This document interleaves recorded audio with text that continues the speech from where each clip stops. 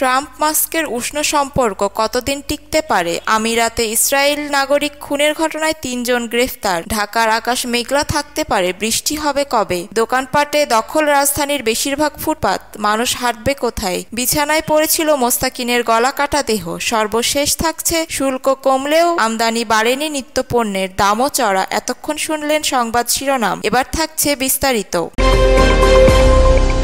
Trump মাস্কের উষ্ণ সম্পর্ক কতদিন টিকতে পারে? আমি তাকে বাসার বাইরে রাখতে পারি না, মজা করে বিশ্বের শীর্ষ ধনী ইলন মাস্ক সম্পর্কে এই কথা বলেছিলেন যুক্তরাষ্ট্রের নবনির্বাচিত প্রেসিডেন্ট ডোনাল্ড ট্রাম্প। সম্প্রতি ফ্লোরিডায় পাম বিচে নিজ বাসভবনে মার এ লাগোতে মজা করার সময় ট্রাম্প আরও বলেন, তার মাস্ক এখানে থাকাটা আমি উপভোগ করি। তিনি দুর্দান্ত কাজ করেন, তিনি অবিশ্বাস্য একজন মানুষ। কিন্তু দুজনের এই উষ্ণ সম্পর্ক কতদিন থাকবে? কারণ তাদের নীতিগত পার্থক্য রয়েছে। এছাড়াও দুজনেই কিছুটা অস্থির চিত্তের। বার্তা সংস্থা এএফপি ট্রাম্প ও মাস্কের মধ্যে সম্ভাব্য মতনৈক্যের 6টি বিষয় তুলে ধরেছে। আমিরাতে ইসরায়েলি নাগরিক খুনের ঘটনায় 3 জন গ্রেপ্তার। ইসরায়েলি নাগরিক রাব্বি জিবি কোগানের হত্যার অভিযোগে সন্দেহভাজন 3 জনকে গ্রেফতার করেছেন সংযুক্ত আরব আমিরাত। দেশটির স্বরাষ্ট্র মন্ত্রণালয় এই খবর নিশ্চিত করেছেন। এর আগে রোববার 24শে নভেম্বর ওমান সীমান্তবর্তী আল আইন শহর থেকে তার মৃতদেহ উদ্ধার করা হয়। এই নিয়ে ব্যাপক আলোচনার জন্ম দেয়। এরই মধ্যে ইরান এই হত্যাকাণ্ডে জড়িত থাকার অভিযোগ প্রত্যাখ্যান করেছে। অন্যদিকে মার্কিন যুক্তরাষ্ট্র বলেছেন, যারা শান্তির পক্ষে দাঁড়িয়েছে তাদের বিরুদ্ধে এটি ভয়ঙ্কর অপরাধ। টাইমস অব ইসরায়েল তাদের প্রতিবেদনে জানিয়েছেন, কোগানের লাশ দাফনের জন্য আরব আমিরাত থেকে ইসরায়েলে নিয়ে যাওয়া হবে। ইসরায়েল ও মলদোভার এই নাগরিক আরব দেশগুলোতে ইহুদি সম্প্রদায়ের জীবন স্থাপন ও সম্প্রসারণের অন্যান্য ছাপা ধৃতদের সঙ্গে কাজ করতেন। জানা গেছে, নিহত কোগানের নিউ ইয়র্ক ভিত্তিক অর্থোডক্স ইহুদি সাবাদ আন্দোলনের সাথে যুক্ত ছিলেন এবং বৃহস্পতিবার দুবাইতে নিখোঁজ হন, যেখানে তিনি একটি কোশর মুদি দোকান চালাতেন। আবুধাবি থেকে প্রায় 150 কিলোমিটার দূরে ওমানের সীমান্তবর্তী আল আইনের আমিরাতি শহরে তার লাশ পাওয়া যায়। ঢাকার আকাশ মেঘলা থাকতে পারে, বৃষ্টি হবে কবে? অস্থায়ীভাবে আংশিক মেঘলা আকাশসহ ঢাকা ও এর আশেপাশের আবহাওয়া শুষ্ক থাকতে বলে জানিয়েছেন আবহাওয়া অধিদপ্তর। সোমবার সকাল 7টা থেকে পরবর্তী 6 ঘন্টার জন্য দেওয়া পূর্বাভাসে এমনটি জানানো হয়েছে। এতে আরও বলা হয়েছে, আবহাওয়ার প্রধানত শুষ্ক থাকতে পারে। এই সময় উত্তর ও উত্তর পশ্চিম দিক থেকে ঘন্টায় 6 থেকে 12 কিলোমিটার বেগে বাতাস বয়ে যেতে পারে।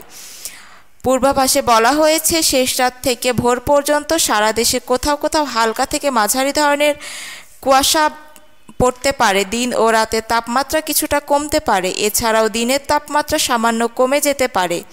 আগামী 5 দিনের আবহাওয়ার পূর্বাভাসে বলা হয়েছে, বৃষ্টিপাতের প্রবণতা রয়েছে। দোকানপাটে দখল রাজধানীর বেশিরভাগ ফুটপাত, মানুষ হাঁটবে কোথায়? রাজধানীর প্রশস্ত ফুটপাতও চলে গেছে দোকানপাটের দখলে। 2-3 স্তরের দোকানের কারণে ব্যাহত পথচারী চলাচল। কোথাও ফুটপাত ছাড়িয়েছে, মূল সড়কে উঠে গেছে দোকানের বহর।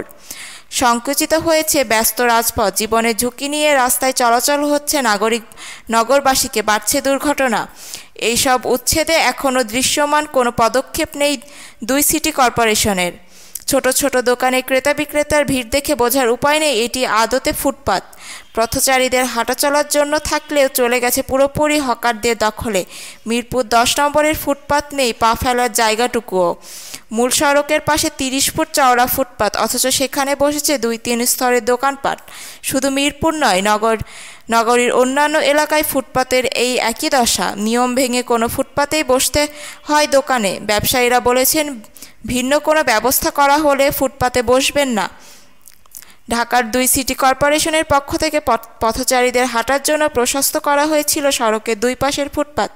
প্রত্যাশা ছিল এবার হয়তো পাল্টাবে অবস্থা, কিন্তু ঘটছে উল্টো।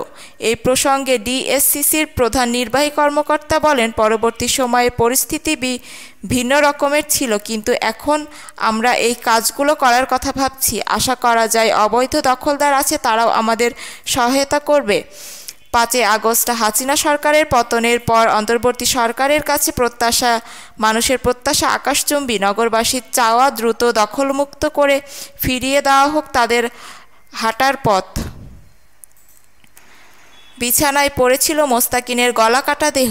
হবিগঞ্জের নবীগঞ্জ উপজেলায় নিজ ঘর থেকে মোস্তাকিন মিয়া নামে এক কিশোরের গলাকাটা লাশ উদ্ধার করেছে পুলিশ।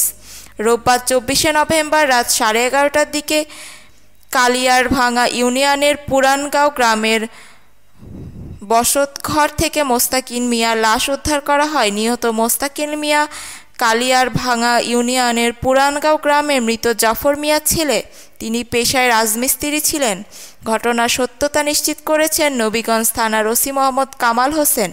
স্থানীয় সূত্রে জানা যায়, পুরানগাঁও গ্রামের মৃত জাফর মিয়ার 5 ছেলের মধ্যে মোস্তাকিন চতুর্থ। 2 ছেলে প্রবাসী ও অপর 2 ছেলে অন্যত্র কাজ করেন। বাড়িতে মোস্তাকিন ও তার মা ও প্রবাসী 2 ভাইয়ের স্ত্রীকে নিয়ে বসবাস করে আসছিল। রোববার সন্ধ্যায় মৃত জাফর মিয়ার স্ত্রী বসতঘরে 2 পুত্রবধূ ও ছেলে মোস্তাকিন মিয়াকে রেখে বাবার বাড়িতে যান। রাত 10টার পর মোস্তাকিন মিয়ার চিৎকার শুনে দৌড়ে আসেন 2 ভাইয়ের স্ত্রী। তারা খাটের উপর মোস্তাকিনের গলাকাটা লাশ দেখতে পেয়ে ভয়ে চিৎকার শুরু করেন। এই সময় আশেপাশের লোকজন ঘটনাস্থলে ছুটে যায়। খবর পেয়ে ঘটনাস্থলে এসে মরদেহ উদ্ধার করে পুলিশ।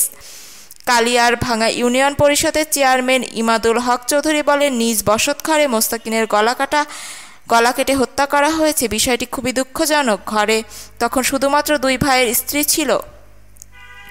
নবীগঞ্জ থানার ওসি মোহাম্মদ কামাল হোসেন বলেন, হত্যাকাণ্ডের আগে পরে ঘটনাস্থলে বা আশেপাশে ছিলেন তাদের জিজ্ঞাসাবাদ করা হয়েছে। আশা করছি দ্রুত হত্যাকাণ্ডের মূল রহস্যের উদ্ঘাটন করা সম্ভব হবে।